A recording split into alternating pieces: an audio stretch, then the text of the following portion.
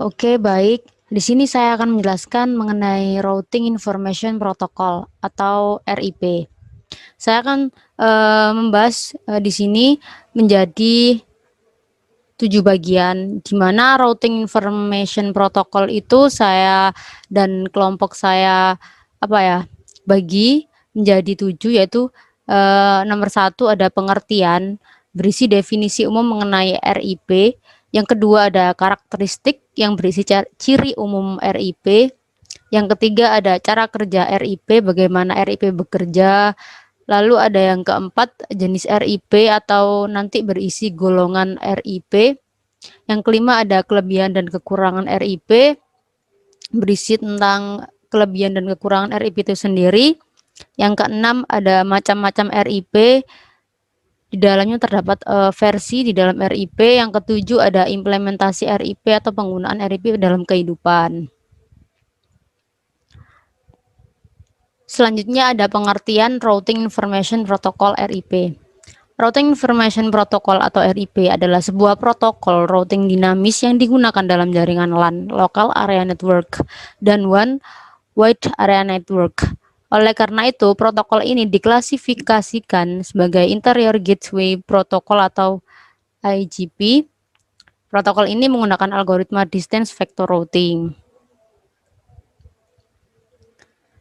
Pertama kali didefinisikan dalam RFC 1058 pada tahun 1988.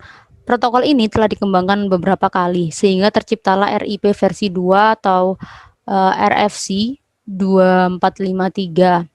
Lalu ada RIP versi 2 yaitu RFC 2453. Kedua versi ini masih digunakan sampai sekarang.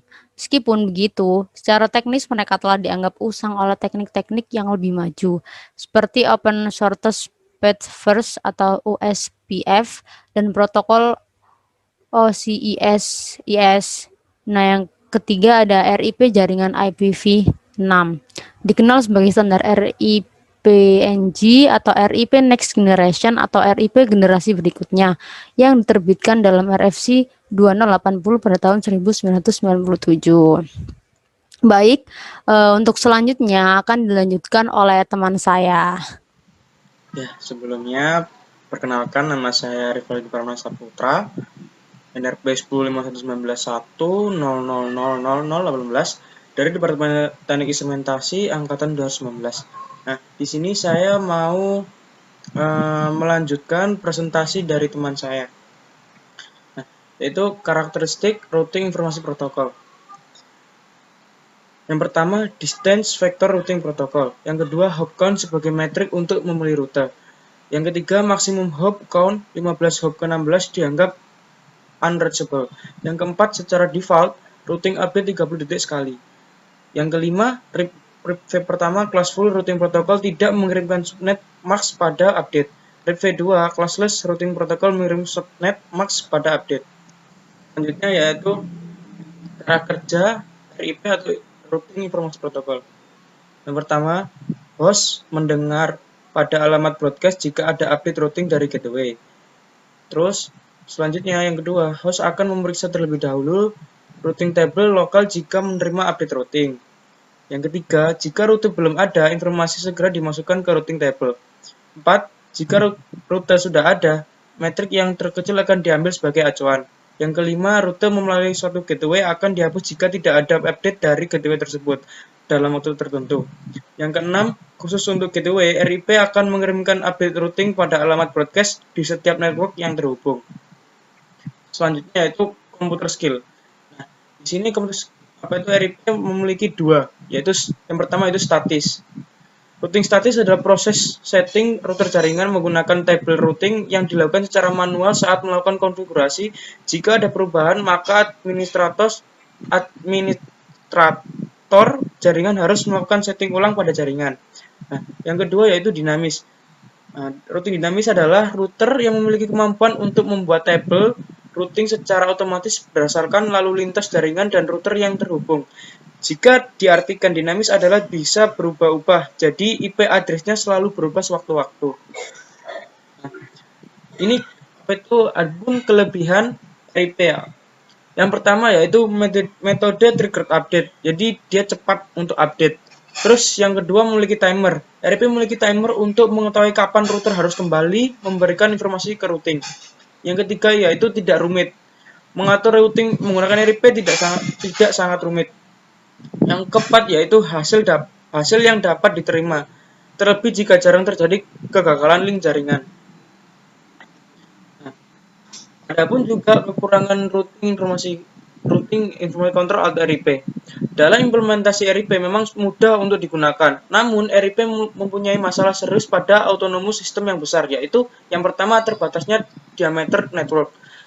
Yang kedua tidak bisa membedakan masking lebih dari hingga 24. Terus yang ketiga konvergensi yang lambat. Itu yang ketiga, mohon maaf. Yang keempat yaitu jumlah host terbatas. Nah, untuk slide selanjutnya dijelaskan oleh teman saya. Baik, di sini saya akan melanjutkan penjelasan dari Aldi, yaitu mengenai routing information protocol, yaitu kekurangannya. Sebelumnya, perkenalkan, nama saya Randy Anwar Stiantoro, NRP 105191000022. Nah, kekurangan dari RIP ini yaitu terbatasnya diameter network.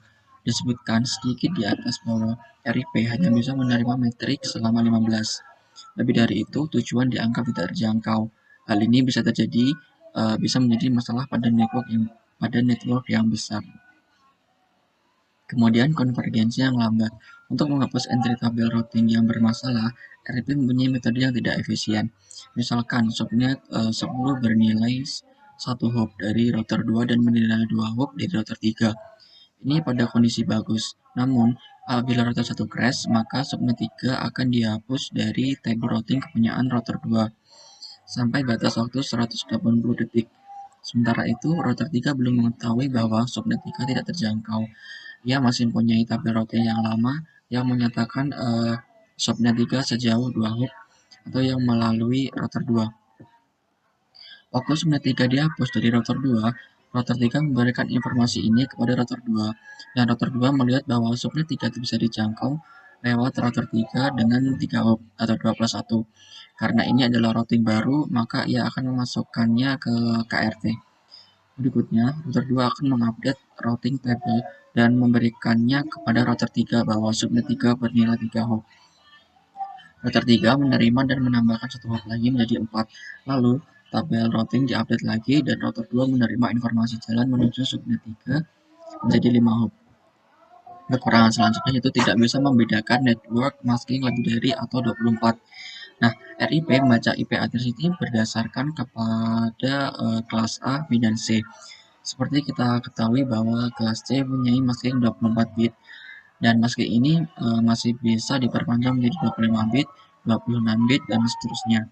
RIP tidak dapat membacanya bila lebih dari 24 bit. Ini adalah masalah besar, mengingat masking yang lebih dari 24 bit banyak dipakai. Hal ini sudah dapat diatasi pada RIP V2. Kemudian untuk kekurangan selanjutnya yaitu jumlah host terbatas. RIP tidak memiliki informasi tentang subnet setiap root. RIP tidak mendukung variabel length subnet masking atau VLSM. Ketika pertama kali dijalankan, hanya mengetahui cara routing ke dirinya sendiri atau informasi lokal dan tidak mengetahui topologi jaringan tempatnya berada. Terima kasih. Kemudian penjelasan selanjutnya akan dijelaskan oleh teman saya. Baik, di sini saya akan meneruskan dari penjelasan slide yang sebelumnya dari teman saya. Di sini saya akan menjelaskan slide dari nomor 16 sampai dengan nomor 19. Macam-macam versi routing information protocol ini ada 3. Yang pertama yaitu RIP versi 1 dengan spesifikasi asli RIP yang didefinisikan dalam RVC 1058. Class rule menggunakan routing dengan update time routing periodik tidak membawa informasi subnet. Kurang dukungannya untuk variabel like subnet max yaitu VLSM dengan keterbatasan tidak memungkinkan untuk memiliki subnet berukuran berbeda dalam kelas jaringan yang sama. Dengan kata lain, semua subnet dalam kelas jaringan harus memiliki ukuran yang sama. Juga tidak ada dukungan untuk router autentikasi yang membuat RIP rentan terhadap berbagai serangan. Saya menjelaskan dengan prosedur penerapannya dari VLSM, yaitu subnet menggunakan ukuran blok berdasarkan kebutuhan sehingga subnetting diperlukan diperlukan beberapa kali. Misalnya ada seorang administrator yang memiliki 4 departemen untuk dikelola. Yang pertama, ada departemen penjualan dan pembelian dengan 120 komputer. Yang kedua, ada departemen pengembangan dengan 50 komputer, departemen akun dengan 26 komputer, departemen manajemen dengan 5 komputer. Nah, jika digabungkan, administrator ini memiliki IP 192.168.1.0/24. IP bijak departemen dapat dialokasikan dengan setiap segmennya itu memiliki ukuran blok yang lebih besar atau sama dengan kebutuhan sebenarnya dari jumlah alamat host, alamat broadcast, atau alamat jaringan. Gitu. Untuk yang kedua ada versi RIP atau yang bisa disebut dengan RIPv2 yang dikembangkan pada tahun 1993 dan standar akhirnya ada 1998.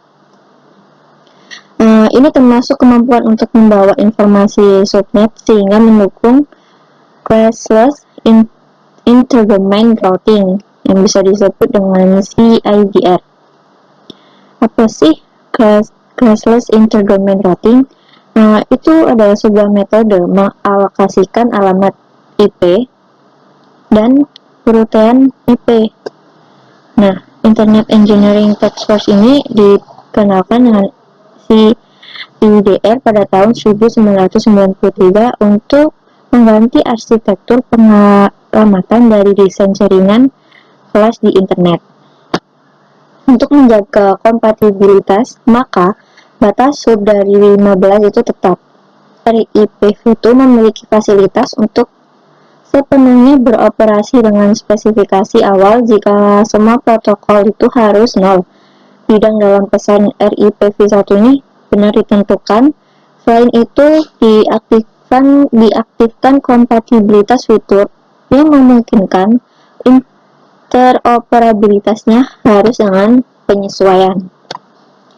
Nah, yang ketiga yaitu RIPNG, di mana RIPNG ini adalah RIP Next Generation atau RIP generasi yang didefinisikan dalam revisi 2080 dengan perluasan dari RIPv2 untuk mendukung IPv6. Generasi internet protokol berikutnya yaitu perbedaan utama antara RIPv2 dan RIPNG. Yang pertama, dukungan dari jaringan IPv6 yaitu IP address yang mencapai 128 bit disusun dari 8 blok yang masing-masing diisi sebanyak 16 bit. Mekanisme kerjanya dikenal dengan IPv6 Auto Configuration yang terdiri dari 2 metode, yaitu stateless mechanism dan stateful mechanism. Perbedaan yang kedua adalah RIPv2 mendukung autentikasi RIPv1, sedangkan RIPNG itu tidak. Jadi IPv6 router itu seharusnya menggunakan IP security atau bisa disebut dengan IPsec untuk autentikasi. Perbedaannya ketiga adalah RIPv2 memungkinkan pemberian beragam tag untuk router, sedangkan RIP tidak memberikan beragam tag untuk router. RIPv2 meng-encode hook berikutnya next ke setiap entry route.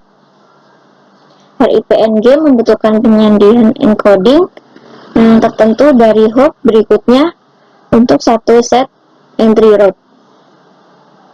Nah, ini adalah implementasi routing information protocol di mana routing dinamis dengan protokol RIP ini menyiapkan 3 router, yaitu R1, R2, dan R3 yang dihubungkan dengan kabel fiber. Yang kedua adalah menyiapkan jaringan LAN, switch, dan beberapa PC untuk setiap routernya. Kemudian yang ketiga adalah set IP statis dan gateway untuk tiap PC. Ya, perkenalkan nama saya Muhammad Zahro Novianto, NRP 10519110000042. Nah, lalu selanjutnya yaitu konfigurasi router R1, Router Information Protocol. Nah, di sini ada set IP router R1 yang terhubung dengan LAN, yaitu Local Area Network. Nah, di bawahnya itu ada codingannya. Lalu ada set IP router R1 yang terhubung dengan router lainnya. Jadi R1 ini tidak hanya terhubung ke LAN saja, tapi juga dengan router lainnya. Lalu konfigurasi RIP pada tabel routing, tambahkan semua jaringan yang terhubung langsung dengan router R1. Jadi router RIP networknya ada 3, yaitu 192.168.1.0, lalu network 192.168.12.0, lalu network 192.168.13.0. Nah, lalu lanjutkan dengan konfigurasi R2 dan R3. Nah, di sini ada konfigurasi router R2, router information protokolnya. Di bawahnya itu ada codingannya sebagai berikut. Lalu untuk konfigurasi router R3, router information protocol. Jadi di bawahnya itu ada codingannya untuk menyambungkan antara R1, R2, dan R3 tersebut. Nah, lalu cek koneksi ketiga jaringan tersebut. Bisa dengan mode real time dan simulasi. Nah, di sini ada video router information protocol.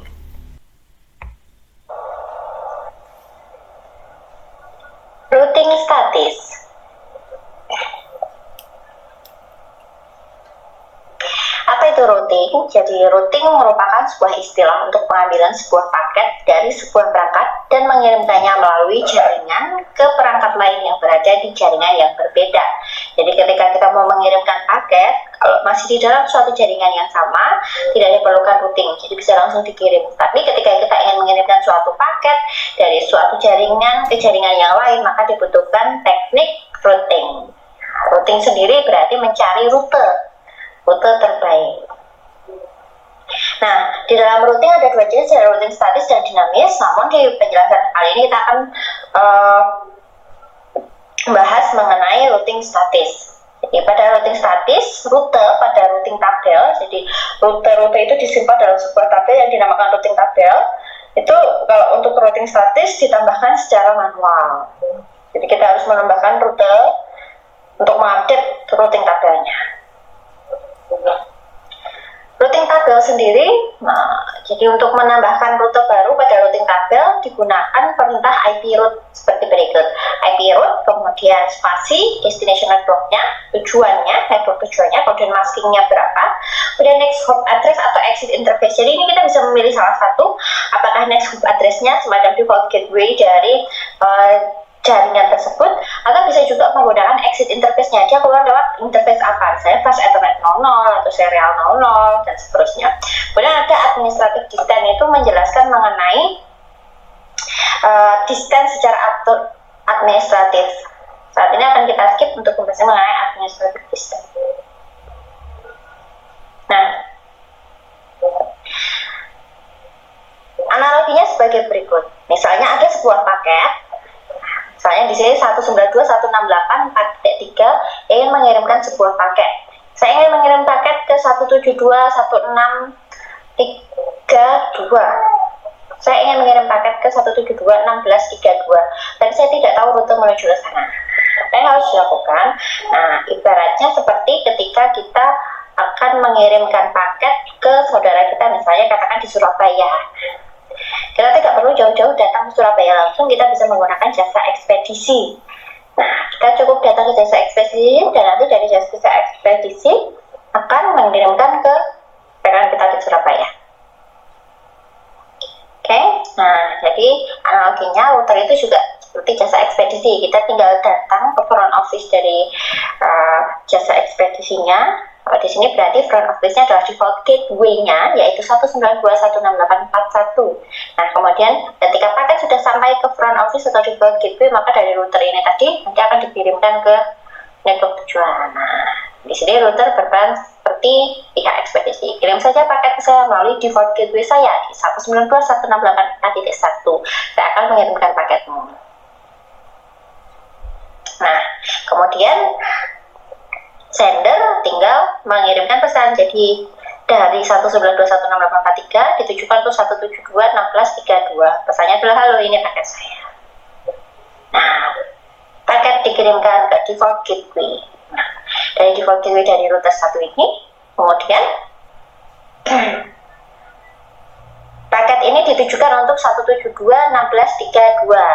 Maka si router akan mengajak pada routing tabelnya untuk mengetahui rute terbaik ke network tersebut. Jadi sebagai contoh, misalnya kita mau mengirimkan paket ke Surabaya tadi, maka akan dipilih rute terbaik untuk segera sampai ke Surabaya lewat mana, apakah lewat jalur selatan atau lewat jalur utara. Itu router yang menentukan, sama seperti pihak ekspedisi. Kemudian dicek di tabelnya, routing tabelnya. Nah, dicek ternyata untuk tujuan 172.1632 next hop-nya adalah 4032.2014. Jadi kita bisa melihat di sini next hop interface-nya 4032.2014. Atau bisa juga lewat interface ini atau bisa next hop di sini. Nah, ternyata sudah kelihatan, ternyata kalau misalnya mau ke Surabaya harus lewat jalur utara. Jadi nanti tinggal paket dikirimkan lewat jalur tersebut. Nah, kalau di sini kita lihat di routing tabel untuk tujuan 172.1632 dikirimkan lewat 4032.2014. Oke, paket siap dikirim. Nah, ketika paket sudah dikirim, nanti di dalam router 2 ini juga akan dicek ya tujuannya kemana. Karena paket tujuannya dikirim ke 172.1632, maka akan dikirimkan ke 172.1632. Nah, paket sudah saya terima, akan dikirimkan ke 172.1632 melalui 171.1631. Oke, paket siap dikirim. Nah, hasilnya paket sampai ke receiver. Paket dari 192.168.43 telah saya terima. Nah, demikian adalah gambaran mengenai routing statis. Terima kasih. Ya, jumpa lagi di video yang kedua. Di video yang pertama tadi kita sudah membuat desain jaringan seperti ini tadi.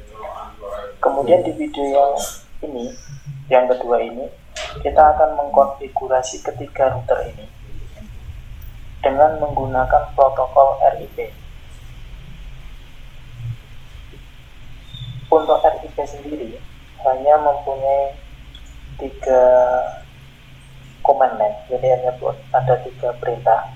Yang pertama router RIP, yang kedua adalah version 2, jadi nanti kita pakai yang versi 2, dan yang ketiga adalah networknya. Hanya 3 itu. Oke, langsung saja. Pertama ini kita copy dulu.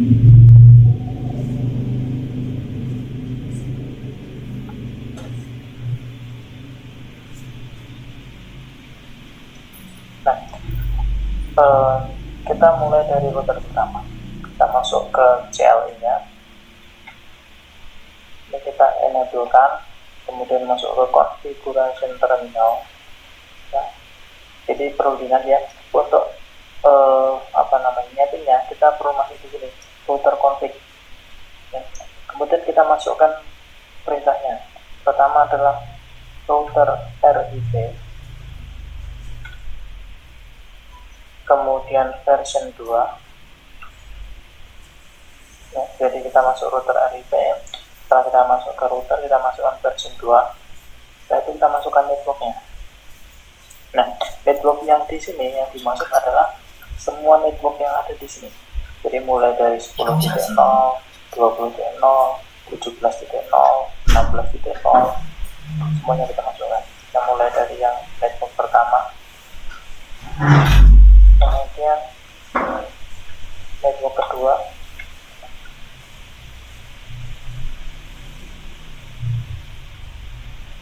titik 16.0.0. Untuk yang menghubungkan router, kemudian yang itu. Kita memasukkan 4 network ini. Jadi di semua router nanti kita masukkan. Kita lanjut ke router kedua.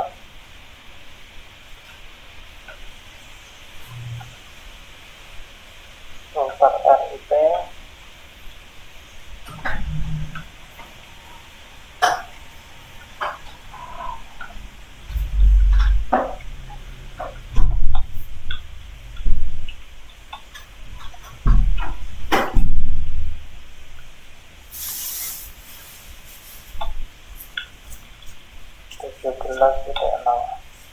Oke, kita masuk router pusatnya, kita lakukan hal yang sama.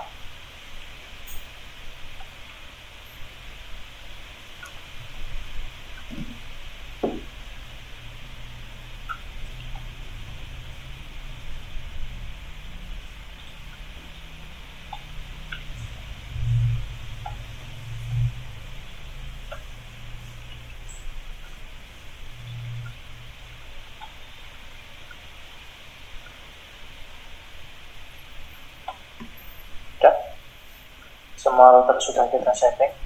Sekarang kita lakukan pengujian.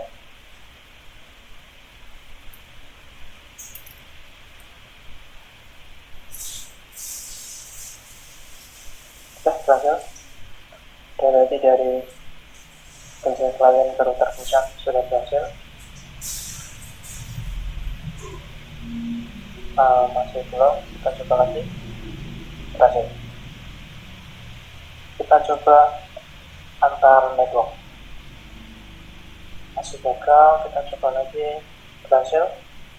Kita coba PC satunya. Berhasil. Nah, jadi seperti ini. Ini untuk konfigurasi menggunakan protokol RIP.